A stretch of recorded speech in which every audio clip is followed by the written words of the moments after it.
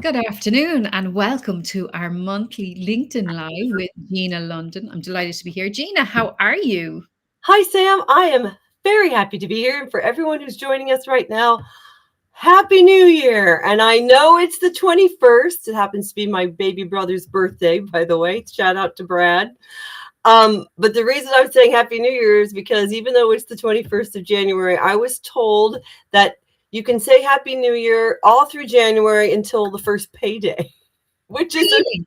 which Okay. is a great segue for what we're about to talk about. But yes, so Happy New Year to everyone as you're sitting back at your desks, home or in an office, and your inboxes are starting to fill up again, and projections are going forward, and surveys are being assessed. And it feels, as I was talking to a client from Schneider Electric before this call, she said, the holidays are a distant memory.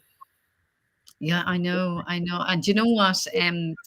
It's great to see you again because you've been putting up lots of great stuff on your LinkedIn. So anyone who is watching, I'm sure they're familiar with your LinkedIn account. But tell everyone a little bit about you, people that don't know you and know anything about you. Tell us a little bit about yourself, Gina, before Well, we thank you. I have the privilege, Sam, of speaking and training and coaching and consulting on how to take more control of the version of you that you bring to the office, to life, how to take control of your body language, your thought processes, your strategy, the way you construct sentences, your clarity, your brevity, your vocal quality, this whole thing that we call executive presence, really being more purposely and intentionally a human so that you can motivate others, motivate yourself, speak externally, speak internally. All this stuff is developable. And I go. started out as a journalist, so I got into storytelling and camera presence when I was working with CNN. But really, what I love now is the practical, transferable skills that anybody can develop. You can be accepting, and you should be, of the fantastic person that you are today, and also incrementally strive to make some adaptations that better demonstrate and help you exude the version of you that you probably are already feeling inside. Let's help you get it externally, because that's the only way people know the you that they're experiencing is by the choices that you make. So I help you identify those choices. I don't have all the answers, but I have great people around me, and I have great interaction globally when I get to go to senior leader teams, middle management teams, every sector you can think of, finance, tech, clean energy, the gosh, I every cybersecurity. I mean, it doesn't matter where you work. If you've got still got people where you work, that's where I like to impact. So individual teams, speaking, one-on-ones, feedback, town halls, whatever it is, I've got your back. And I love that you say that I'm doing good work over on LinkedIn, because full disclosure, folks, Sam helps me with my LinkedIn. And I had an amazing prospective client from Egypt, from one of the largest banks there, say to me today when we were on our call, I'm watching your videos on LinkedIn. I love your presence on LinkedIn.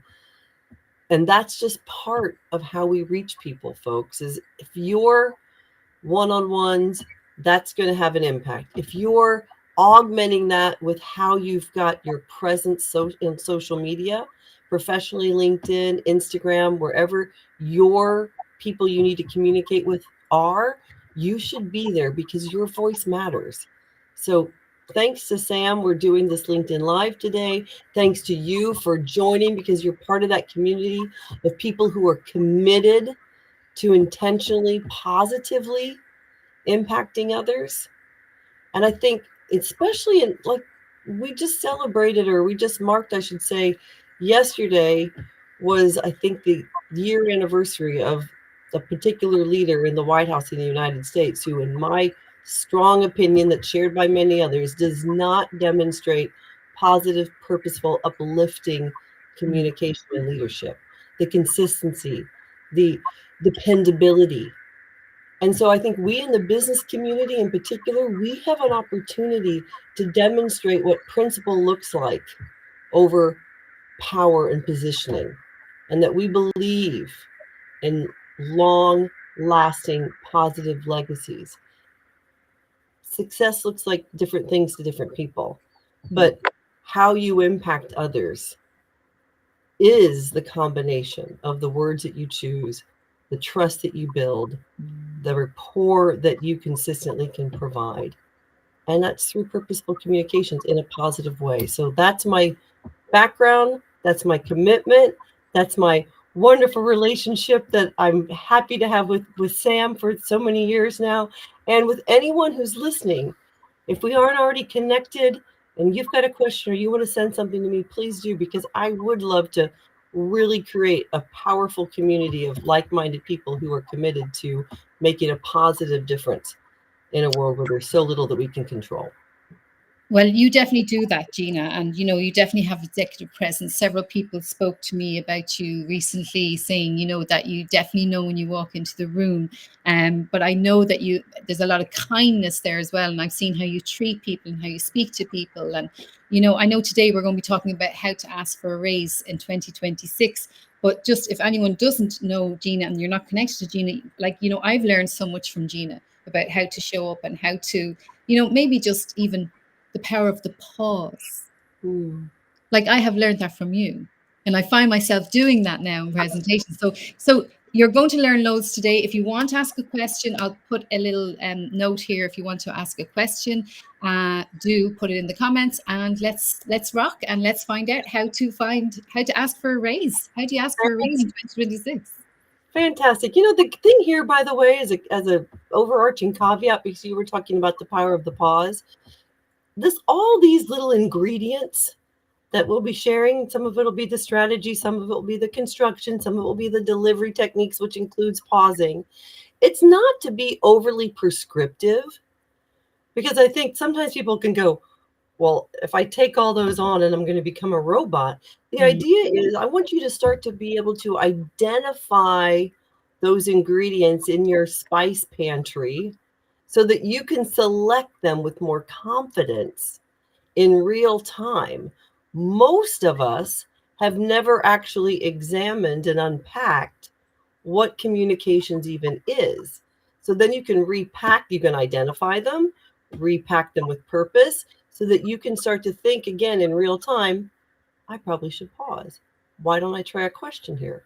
What's motivating the other person? Have I practiced my message out loud?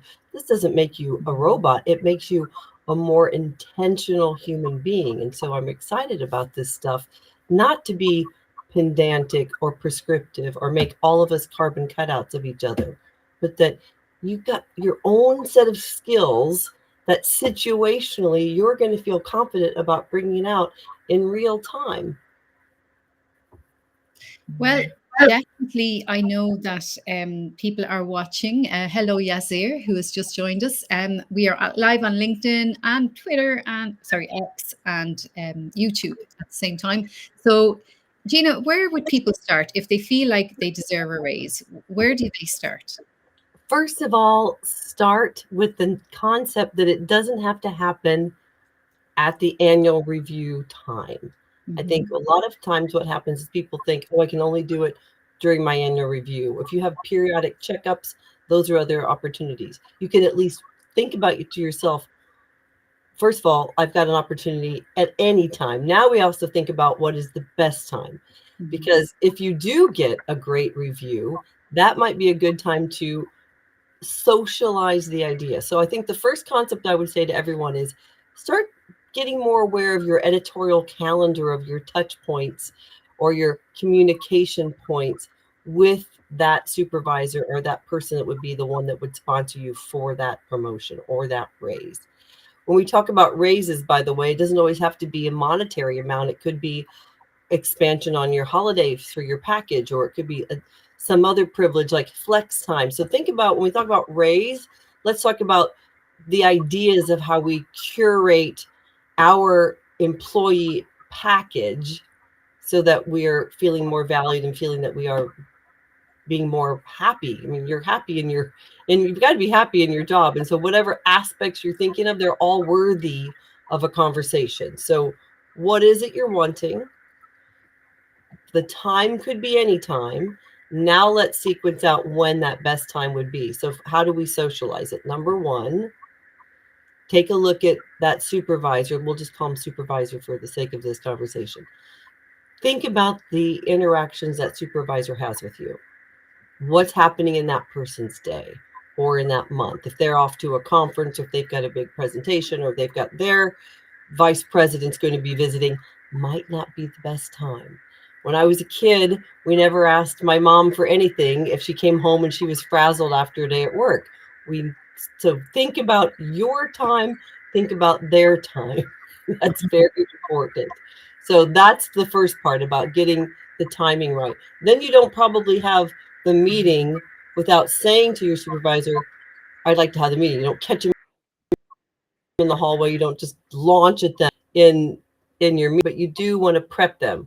Could we have a talk about, could we talk about my current roles and responsibilities? Could we talk about my compensation at this point? Could we have that conversation in a month, in a week? When would it be a good time to initiate that conversation? Get some conceptual buy-in. You're not talking about numbers yet. Get conceptual buy-in and agreement around just to have the conversation is a little yes. So we think about psychology, the series of successive yeses. So that's the first thing.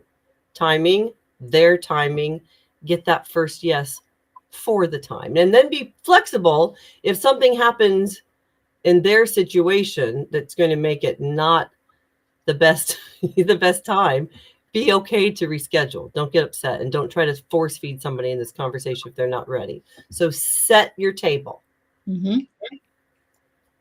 Set the table first. Okay. Actually, we got a little comment there from you here saying a lot of people feel shy to ask for a raise, especially in competitive environments. They feel they don't deserve it. How do you get out of that thought process? Well, and I think just here, and I think the first part there is to remember that your conversation with your supervisor doesn't mean that you're asking for something that you don't deserve. You want to have a good rapport with that person. So you're going to ask for their own buy-in.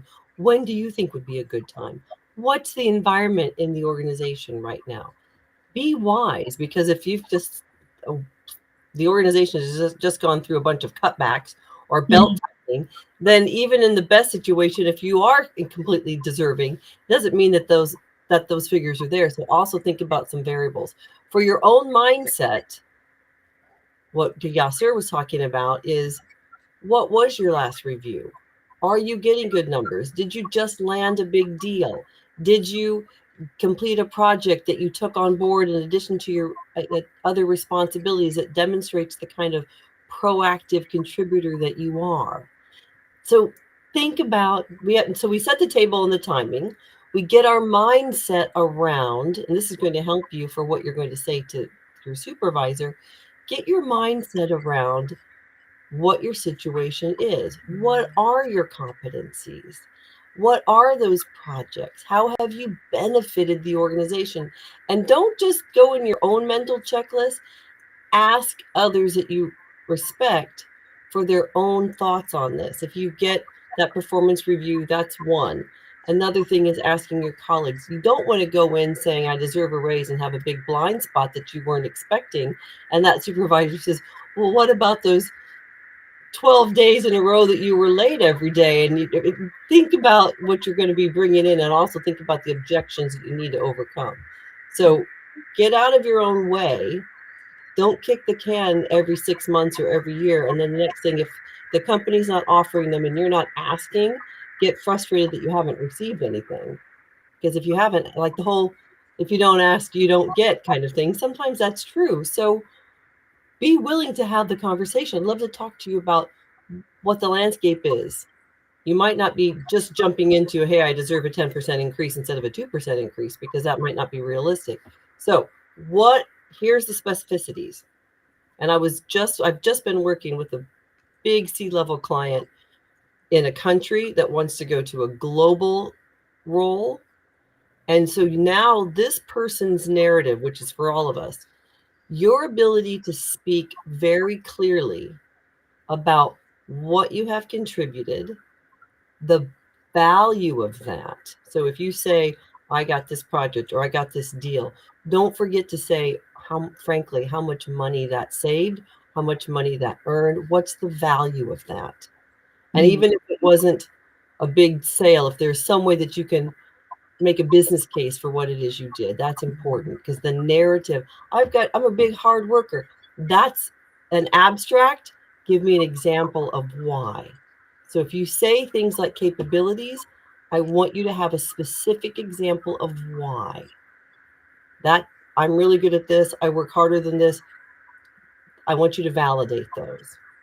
Then can you give a number around to it? If you can't, I don't know all your situations, but I want you to think in that kind of evidence-based, factual examples, as specific as possible.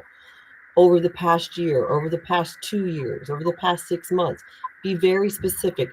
Try to have 3 top of mind, 5 possibly, but no more, because that's probably going to be exhaustive to someone. If you can make your case, make it strong, and prioritize those evidence that you're going to submit.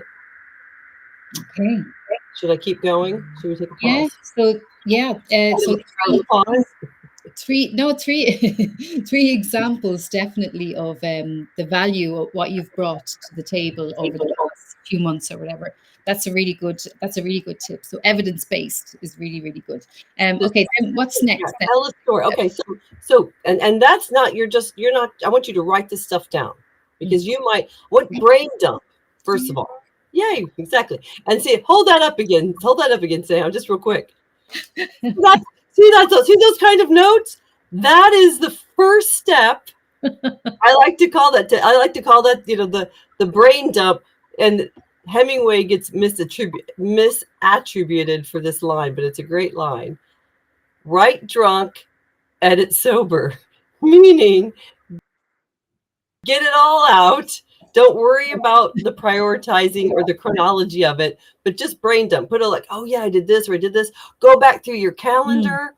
Ask your other colleagues if you don't recall, if you worked on a project together, what was it particular about that project that stands out to you? How did I contribute? Because you might get some great insights from someone else that's been working with you over the course of the year that might have slipped your own mind. Be doing your homework on this is the point. When you get all of those notes out, now you can put it through. And hey, talk into Gemini, ChatGPT, whatever your AI is. Help it organize your thoughts for you if that's something that you'd like to help them consolidate. Have them prioritize it. Have them even them as in the masters of the universe in AI. But you can also prompt it to say, I'm wanting to get this role. I'm wanting to get this increase. What do you see as my strengths? What do you see as my challenges in the narrative that I have so far? You use it. It's a tool. It's not going to speak for you, but you can use it to help organize your thoughts. So that's where I think these types of AI tools are really helpful. Now, you also then want to make sure that you're realistic. I talked about the financial situation, the budgeting of your organization. So if you don't have a clear understanding of that, can you go somewhere within the organization to get that? Have other departments been giving raises?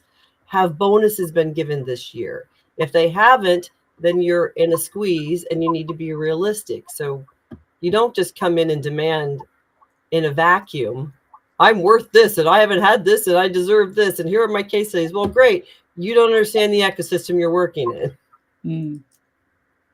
I don't mean for you to not do it. You could potentially do it and then ask that open-ended question. What's the ecosystem for increases this year based on where you are? Because what's the likelihood and what's the range of increases I could even expect to consider?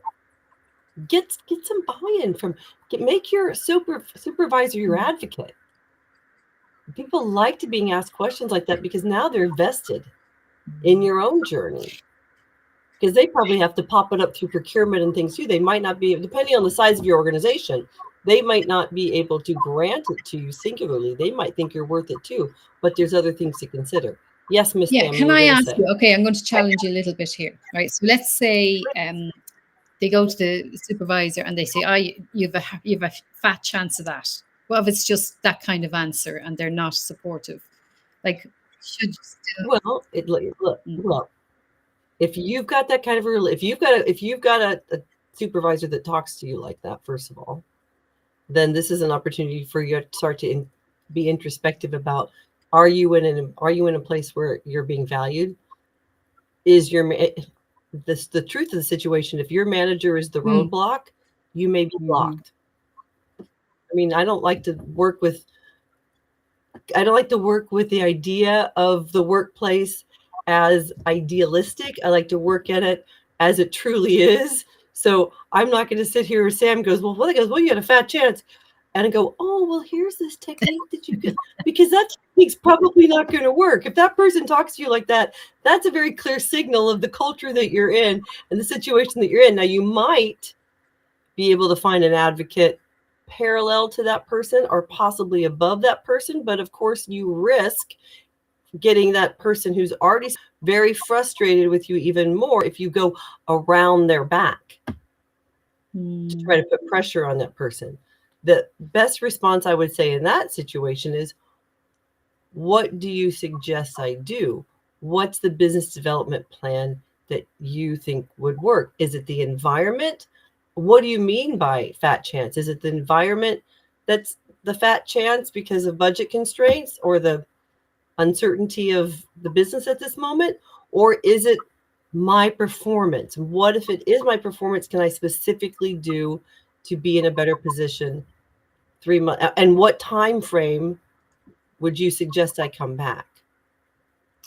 and it might have been the wrong time when they asked. Maybe Well, that person was stressed and they went, "Oh, fat chance," and walked off well, like they were busy. exactly. And so that's why you have to, and again, you need to be you, every single person listening. You don't ask for something in a vacuum. That other person who is your manager or who your supervisor, they are working in their own situation of pressures and frustrations and demands. So you're right. If you walk into the room or you turn on that virtual meeting and that person seems extremely stressed, it might be time for you to pivot a bit and say, hey, what's going on? What's happening with you?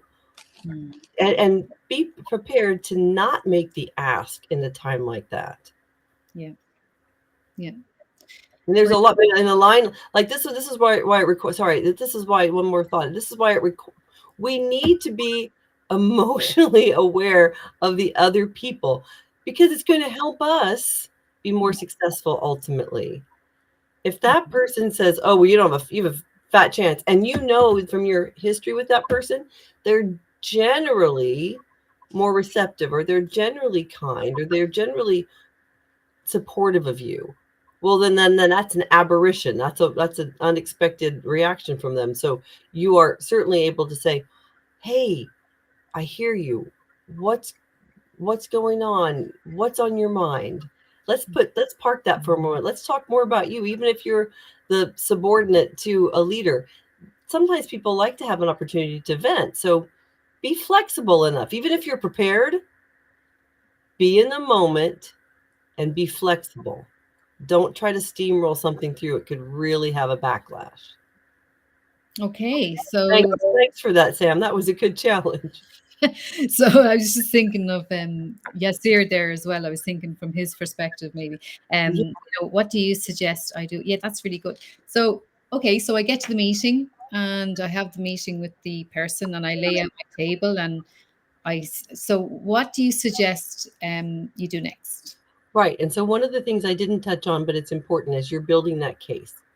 I think it's important to say, I'd love to something like, thanks for the time. I'm looking forward to talking to you about raise opportunities, compensation packages. Think about whatever the vernacular is in your own organization or your own business, because people have different ways of talking about this thing. So don't use my words if it doesn't make sense within your company. So whatever that phraseology is important for you to customize it to your audience and to your organization. I know that's obvious, but sometimes people start to pick words out of some talk track and it doesn't sound like them, or it doesn't sound like the way the people talk in their business, and every business has its own kind of vocabulary. So would love to talk about my, thank you for, because they know what the topic is about. You're not going to spring it on them in just a general project update, because that's going to be not a great time. Thanks for agreeing to have this conversation. Here's what I'm wanting to put forward, the 3 points. Now you say, and I've looked at the comps, the comparables, either in the industry, in your department, if other people are getting paid, for whatever transparency there might be in the organization, that the range of the pay grade for whatever position you're in might be from here to here. It's, I don't know, 35 to 45, and you're getting paid 40. And you really think you have done some things over the last couple of years that moves you to the 45 range. Then make your case that that's within the wealth of the realm of possibility within the department, because others in that organization are getting around that same range. If you also know that that particular role you have in other companies in the same sector, the range is such, I'm here, here's where I'd like to be here, use that case. And then I would put the question back to them. What are your thoughts on this? So that's not the same as saying is take it or leave it, or I want this. What are your thoughts on what I've said so far? You can even stop midway before you make the actual ask, but I would make the ask. Yeah, so you'll kind of know by them anyway, their body language and stuff, wouldn't you? Like, and do you suggest they dress up for this meeting? Oh, absolutely. Well, I mean, I want you to dress up. I want you to dress within the range of what your role is. So if you're, I don't know, a cybersecurity guy, and usually the attire is business casual, and you suddenly come in a 3-piece suit, I mean, that shows you're really eager. But if but I mean, you don't have to put on a tuxedo. But the idea is that you want to be professional. I mean, I'm hoping that you've been professional all along within the range of your. I hope that you're not suddenly going from the rumply T-shirt with the Tom and Jerry logo on it. No offense to Tom and Jerry. And now you've got a button-down shirt. I hope that you're still keeping yourself that brand of you has already been speaking volumes. So it might be disingenuous if suddenly you've ironed a shirt where you've never ironed a shirt up until this point. So let's think about that. You're sending signals all the way along about, am I creating the image and the impact that I think that's worthy of this particular price point? So yeah, should you dress up? Yes. But should you have always been dressed? Yes. Exactly. Suit up and show. Correct. So when you ask them what are their thoughts, and you've said your case, and you leave that meeting, let's say they don't get the raise. What do they do? What do you suggest? And a couple of things here too that's important, as I've been, I think, very clear that we're talking business case, evidence-based, comparables within the department or the division or within the sector outside your organization. What I have not said, and I want to make clear why I've not said it, is because I had an extra baby, because my husband lost his job, because he's emotionally, because I'm just deserving of this, and please, this is not a place, as even though it's an emotional ask. It's not. So many HR directors or supervisors that I've worked with, that their person that has come in for an ask like this, they've gotten very emotional about it. That's not the way they should be basing their decision on whether or not to give it. And it shouldn't be something that you're bringing. It might be in your mind, but you're a business professional, and so you should be having this presentation in a business professional guideline or guardrails. So I want to put that out there. Now, if they tell you we really can't, the response is, I appreciate you taking time for this. Can you expand on that? Is it the ecosystem in the business? Is it my performance? If it's your performance, what do you suggest? Because you definitely want to go out of there with an understanding of clarity of if it's performance that is holding you back. Don't get defensive. What's the business plan? What are the areas of opportunity that I should be focusing on? Can you help me prioritize this? What are the first things that you would suggest I work on? And how can I demonstrate that to you? Yes. How can I demonstrate that to you is great. Yeah. And when, and by when would we, because I think when sometimes we get too nodding that we're in agreement on something, but we don't actually have true marching orders and understanding. They might be thinking something else. We might be thinking something else. If we haven't synced those thoughts, then they walk away thinking it was a good conversation with some clarity.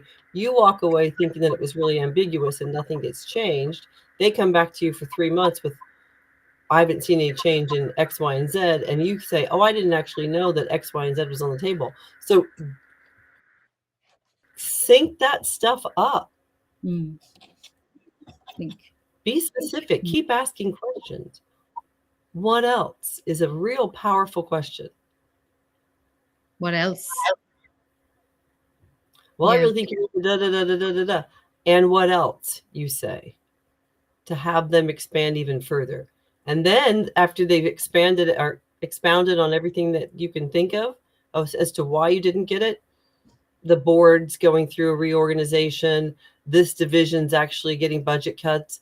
That's external stuff that you can't control. If it's things that you can control, you want real clarity on what those are. Then you want to get the prioritization, because you can't probably do, if it's stop being late, then you need to get in the car or get on the Zoom or you need to, that's an easy fix. If it's the way you communicate with your colleagues, what specific, can I get some coaching?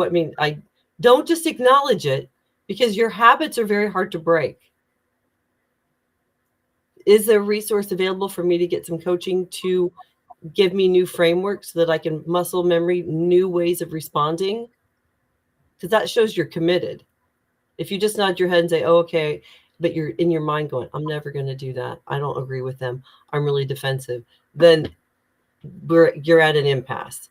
And unfortunately, the business and the business leader aren't going to ever give you anything if you aren't willing to make that change, and you want some specificity around that change. I mean, that's the hard truth on this stuff. I had a CHRO of a big organization in the Middle East last year. The 360s came in. She was getting compensated quite well, but she wanted more. And the 360s came in from her counterparts in other divisions that she was quite a gossip, and she was creating a toxic environment in her department. I had to deliver that as her coach.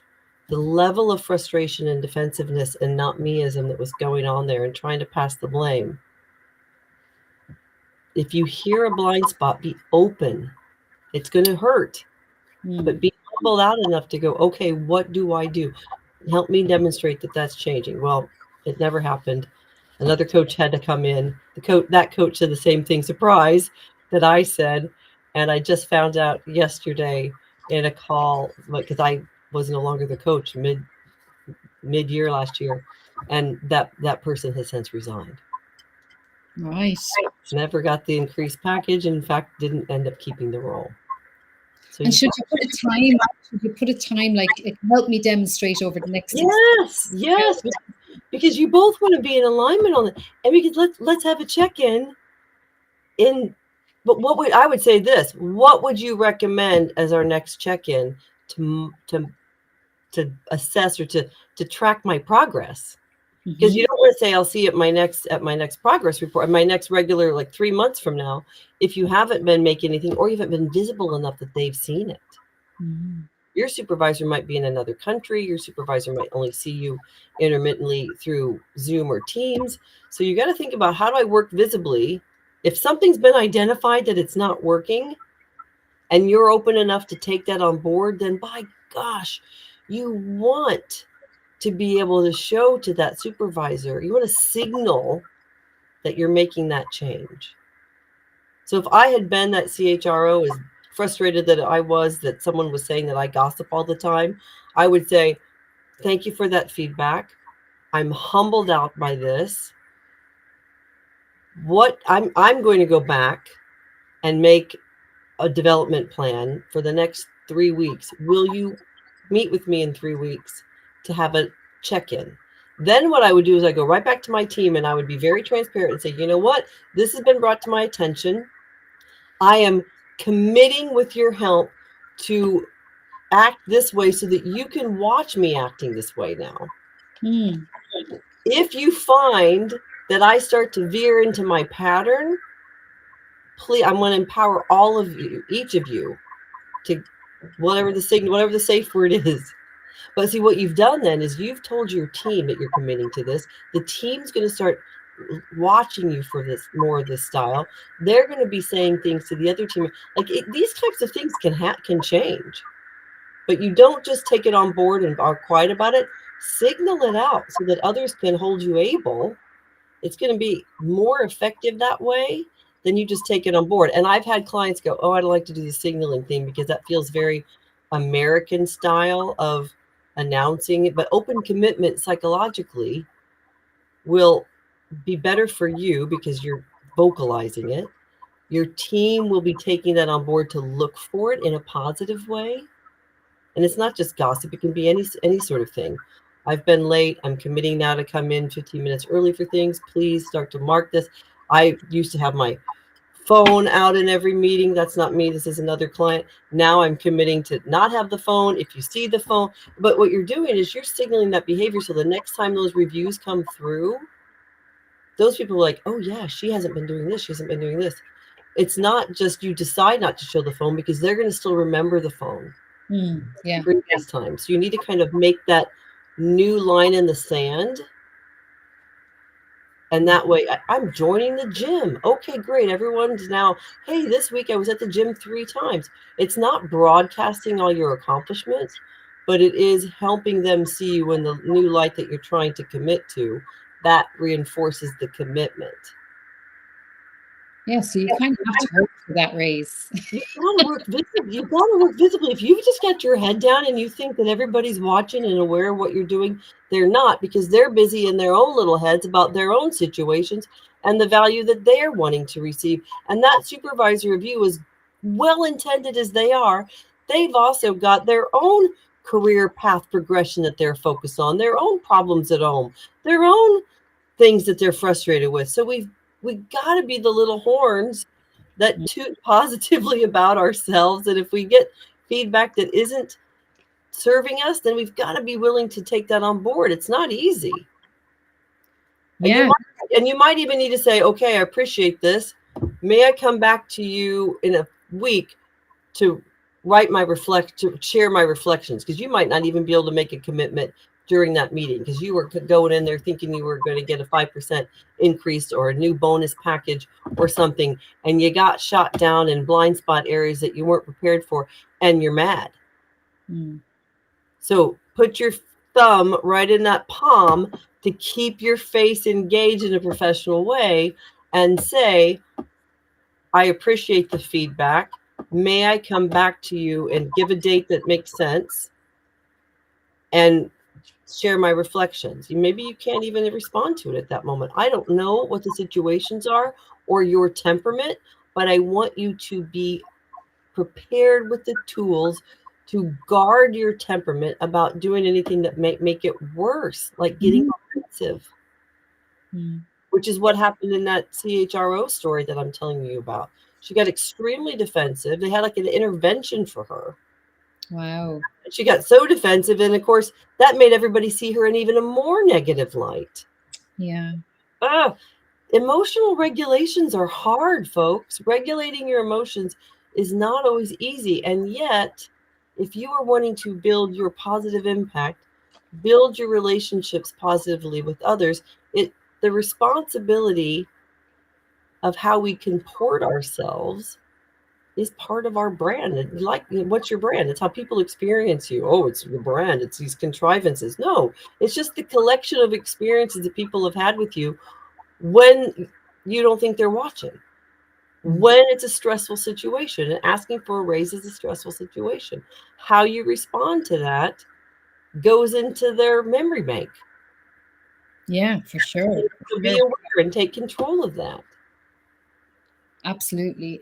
So for anyone who just joined us, hi Stephen, who has joined us from the US, as far as I know. So think about the right time, lay out your table, ask colleagues um, about your strengths, your challenges, build your case. Um, what was the other one? Yes, you can you Try not to be emotional.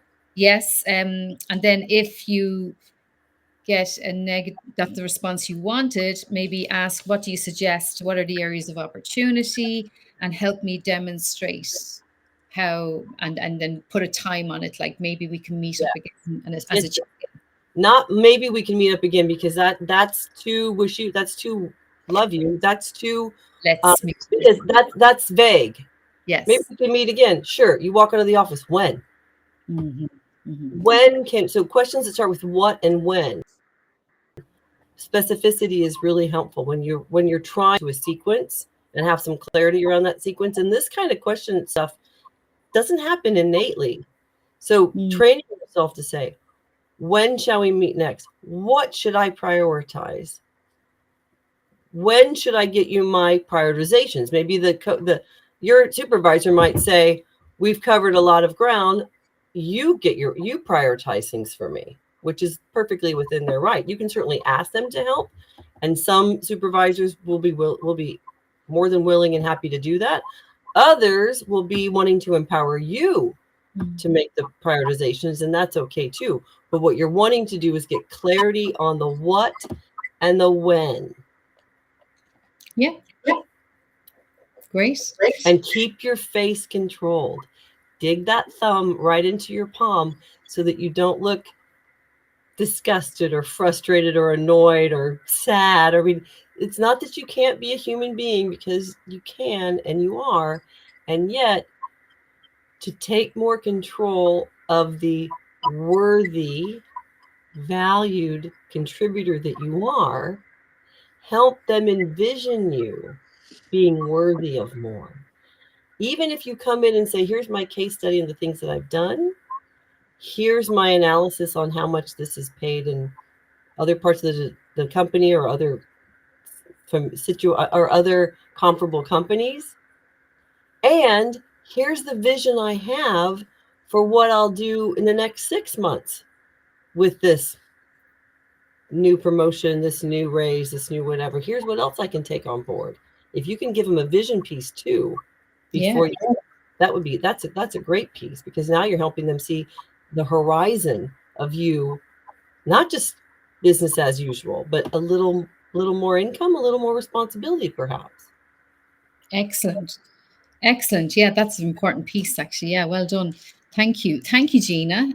So if anyone wants to get in touch with Gina, well, obviously here on LinkedIn, also Substack and Instagram and TikTok and YouTube. But if you go to languageofleadership.com or ginalondon.com, you will be able to see her courses that Gina has, and you can watch them at your own pace. Definitely check them out. There's the power presentations, how to project, all of these wonderful tips that will help you in any scenario. So, Gina, is there anything you'd like to add? I'm just so happy that here we are in January, Sam, and that, look, we're back to work, as I was saying at the top of the thing. The holidays are in the all too distant rearview mirror, and that these types of things continue. How do we communicate what our worth is? How do we think about ourselves? Like Yasser was asking at the very beginning. Thank you again for that great question. How do we position ourselves? How do we take more control of our career path progression? It's all communications, folks. Everything that we do, our one-on-ones, our town meetings, our check-ins, our team collabs, they're all about communications. And so learning how to feel comfortable asking a question, maintaining your composure, asking a follow-up question. This stuff doesn't come naturally. It's Mm. learned over time. So I appreciate everybody who's dedicated some time today Mhm. to this. And please know that I'm here for you. If you've got a follow-up question, Sam is a great support when it comes to helping you position online your executive brand and your own story. And every one of you has a story worth telling, because you don't know who it's going to help if you share it. But for sure, it can't help anybody if you keep it hidden inside. Very true. Thank you, Gina. So GinaLondon.com, languageofleadership.com. Please do check it out. And Gina will be back, and we will be publishing her next LinkedIn newsletter very soon as well. So definitely reach out, keep in touch, and thank you so much for joining us. Thanks, Thank you Gina. all.